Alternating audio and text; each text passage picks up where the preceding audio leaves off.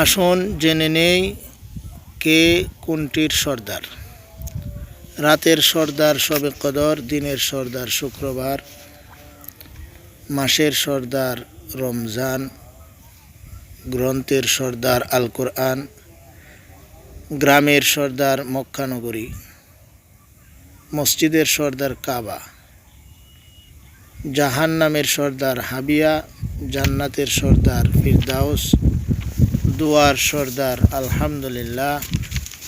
মানব জাতির সর্দার ইব্রাহিম খলিলুল্লাহ,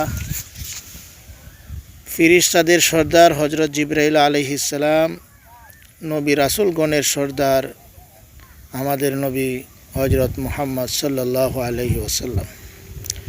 যুদ্ধের সর্দার বদর, পানির সর্দার জমজম, শহরের সর্দার মদিনা, হাদিস গ্রন্থের সর্দার বুখারী, ভাষার সর্দার আরবি, কোরআনের সূরার সর্দার সূরা ফাতিহা, শহীদদের সর্দার হজরত হামজা রাদিয়াল্লাহু আনহু, সাহাবীদের সর্দার হজরত আবু বকর রাদিয়াল্লাহু আনহু, স্ত্রীদের সর্দার স্বামী, পাহাড়ের সর্দার তুরে সিন, মুয়াজ্জিনের সর্দার বেলাল রাদিয়াল্লাহু আনহু, পাথরের সর্দার মাকাম ইব্রাহিম, মুফাসসিরগণের সর্দার হজরত ইবনে আব্বাস রাদিয়াল্লাহু আনহু, মুহাদ্দিসগণের সর্দার